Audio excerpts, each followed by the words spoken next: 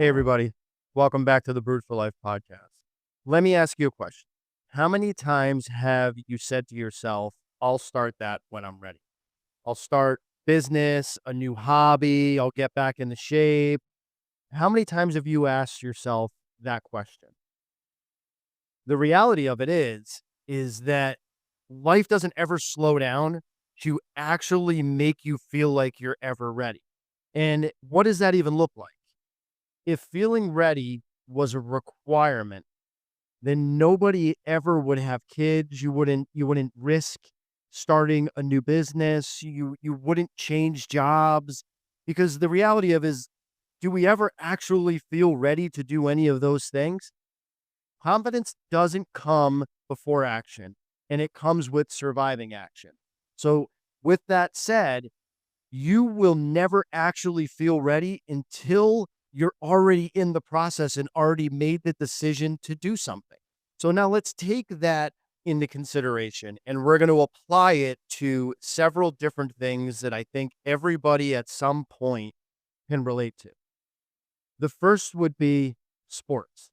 When you're young and you're looking to get involved into something, and you are never really sure what that is going to look like until you start getting involved, right? So when you're a kid, you don't know what the training is going to look like. All you do is you see the professionals on a big stage performing at a high level and making things look easy.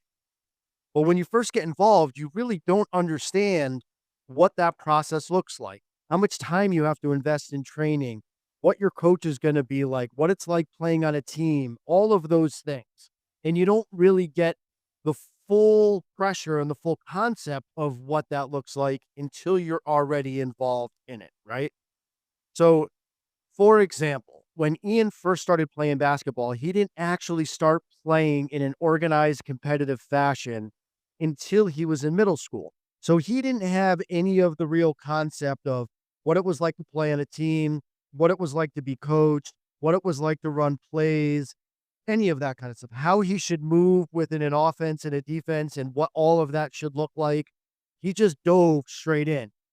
And when you do something like that, there's a huge learning curve of it's not just playing on a basketball court at a park with your friends. There's more moving pieces that come to that.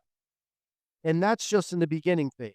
Now, as you go through all of these different sports, every single level in the next layer always comes with new challenges. And whenever you get in there, you think that you may be prepared for that next level, but you really aren't because the speed of the game changes, the expectations change, the structure and the plays that you run within that sport changes, and how your coach wants you to perform those different tasks and what their expectation is for development changes at every single level. And you have to slow yourself down and put you in a position where your mindset says, this isn't going to translate immediately. It's going to translate over time. It's the preparation and the things that you do within that, which are the things that will help you develop to be able to perform at that next level. All of those things take time. And unfortunately, when you get directly related into sports, the thing that we fail to grasp as we're going through these different levels and getting to that professional level is that we're already seeing people perform at a high level. And yet they still do the basics that they did in the growing process to be able to perform at that high level. And we also have to understand is that as we're going through those levels, watching professionals perform at a high level, that there will always be bumps in the road. You're never going to perform at your mental expectation every single day. There's going to be times where you just, I hate the word choke, but you're not going to perform at your level of expectation. You might just fall short on those days. And anybody that's played sports understands that some days you just feel great and you feel unstoppable, and other days you feel like you just can't get it right. And that's just part of the growing process. The pressure doesn't wait for you to be prepared. It shows up and asks, who are you? And can you rise to the occasion? Did you do the work and take the steps leading up to that moment to give you the ability to perform at the highest level or to show that your skill set is ready for that moment? And that's what professionals do great, is that they have all that preparation. They do all those things that you don't see behind the door. The the time getting their cardiovascular up, their time of training to be strong enough, their time of watching videos, their time of reading plays and understanding what you should be doing when you see certain things. You don't get to see any of that. So imagine a rookie saying, "No, coach, I need 2 more years emotionally to prepare for this." And if you did that, chances are you would be cut because they're already expecting you to have done the legwork and continue to do the legwork on a week to week basis, on a day to day basis, on an hourly basis, if that makes any sense. It's all about being prepared and it's about putting yourself in a position to make sure that you can be successful and learn and grow and do all those things when it comes to your athletic ability and what those high level athletes do on a regular basis. Now, let's take the same concept and let's put it into something that more of us can relate to, and that's work. When you enter into whatever it is that you do, and you're already looking to find a way to get promoted, to take that next step, to be able to not just make more money, but put yourself in a position where now you're looked at as that person who potentially helped that segment grow. And when I mean segment, I mean in whatever it is that you do for work, what is your next step and how can you help your niche within work?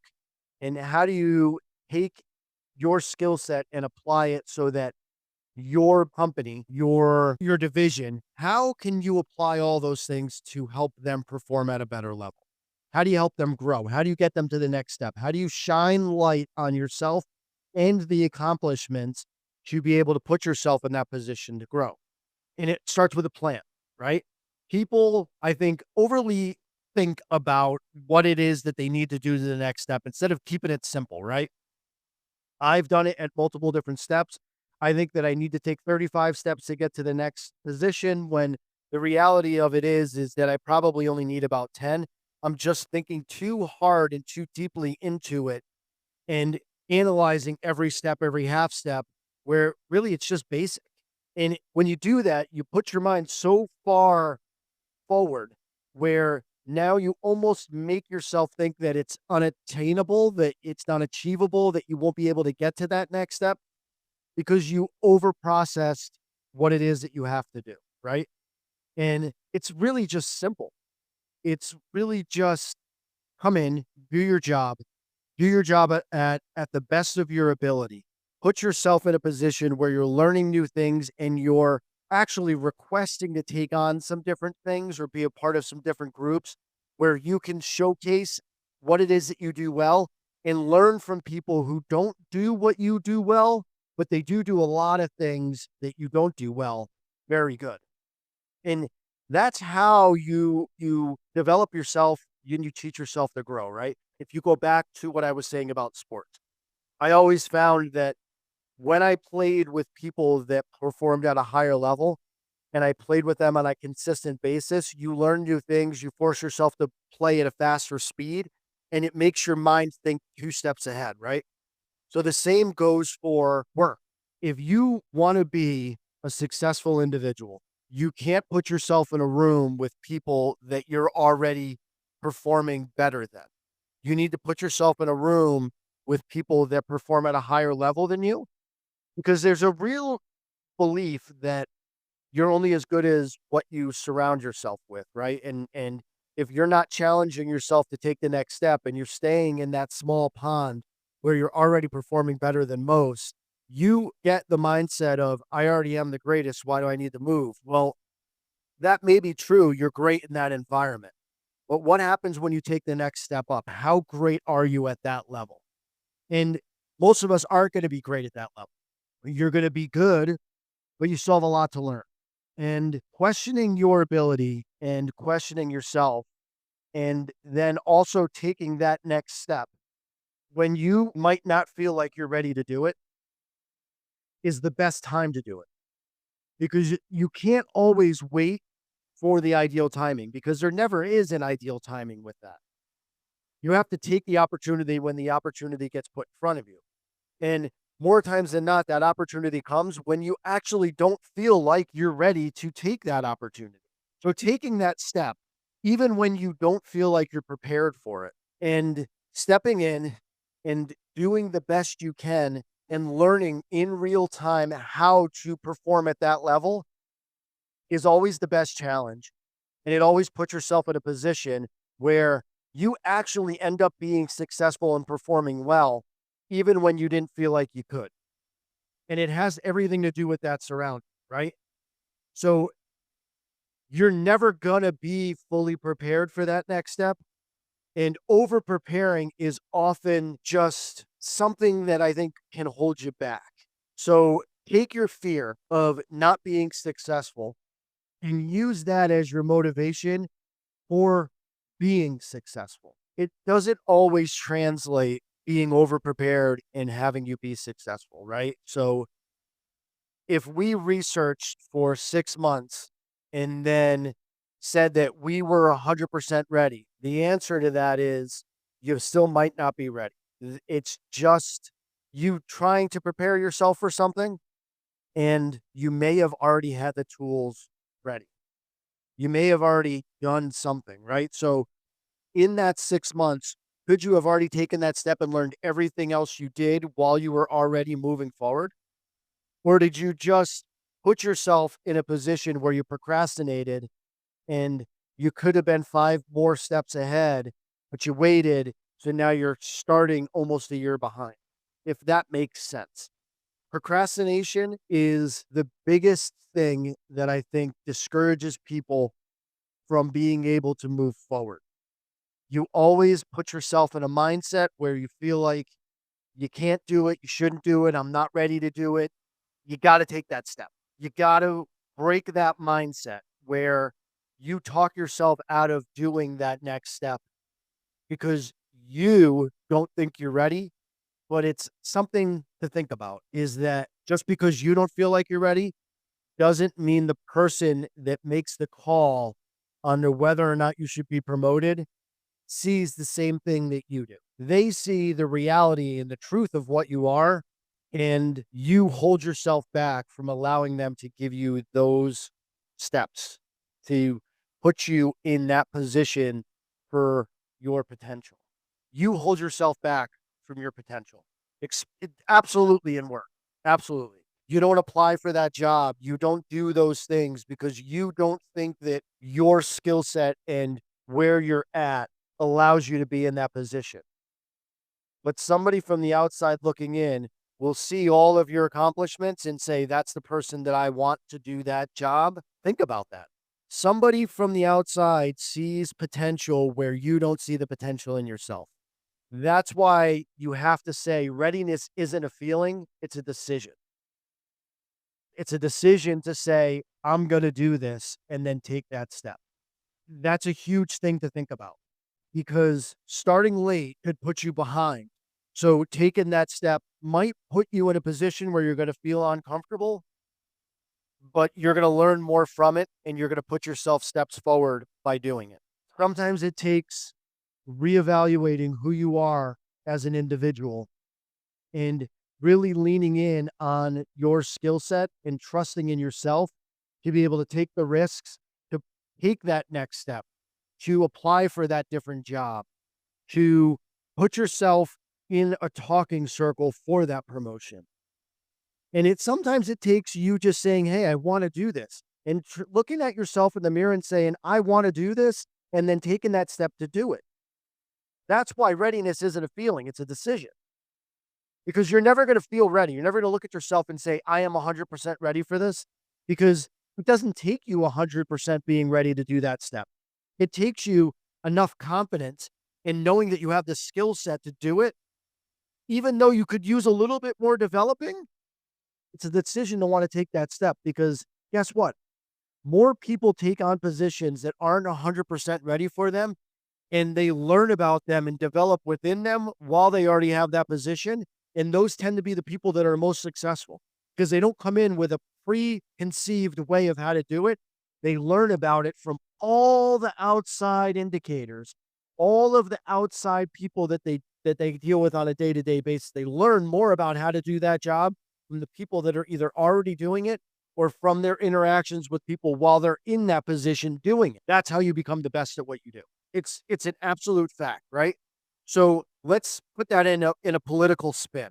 When we put people and vote people into position to be the president of the United States, how many of those people have already been the president of the United States? How many of those people have been the vice president of the United States? Not many. Like in the last few years, the only person that I can think of that was a vice president going into a position of most recent times was Joe Biden. Barack Obama wasn't a vice president before he became president. Donald Trump wasn't a president or a vice president before he became president. Outside of their second terms, they had never done that position. So even in our highest level of leadership, nobody walks into office fully ready. They grow into the job or they don't, but the position forces you to evolve. It forces you to learn on the job. It forces you to grow and work outside of your comfort zone, even when you're not fully prepared and have a full understanding of what that position takes before you're in that position. That's an incredible thing if you think about it. If you look back in history, I'm not going to look back at it right now, but I bet if you look back in history, there's more people that were elected president that weren't previously vice presidents fully understand what that position entailed. That's wild. And when you think about it, you put it in relation into what we do on a regular basis. And if you look at it as how we operate in our day-to-day life and what holds us back from reaching out for that promotion or taking on a new challenge or looking at to see if we're absolutely ready for that next step. And you look at it in relation to the people that we vote in president and their previous experience with being the president of the United States, they're not ready either. But we vote them into that position based on what we see as their skill sets and how it could apply to that position, which is why it's important for you to look at yourself and your skill set and know that you've never done that before, but it doesn't mean you can't be successful at it. So stop holding yourself back from doing it. With that said, stop waiting to feel ready for where your growth is. Ready is not a mood. Ready is a movement. It's a decision to take that step forward. And the only way to brew strength is to put the heat and pressure on yourself, to take that next step, to work outside of your boundaries, to know that you can use what you already know to be successful at the next level, knowing that there's going to be more learning and growth that comes once you're there. And that's why it's important for you to push yourself outside of your comfort zone, to take on a little bit of the unknown, to challenge yourself and take on a little bit of that stress and a little bit of that anxiousness and a little bit of that being scared, to know that you can use what you already have to be successful in that next step. And that's why you need to stop waiting to feel 100% ready. Challenge yourself on a regular day, or on a day-to-day basis, on a week-to-week basis. Challenge yourself because we're never 100% ready for anything. Thank you guys for listening. I hope you guys have a great week. Check out all the social media pages, Brewed for Life podcast, the Dad Son community, Baines Brewing, which, by the way, there's a new video up from yesterday's brew day. Please like and follow everything. I hope you guys enjoy your week, and we'll talk to you guys real soon.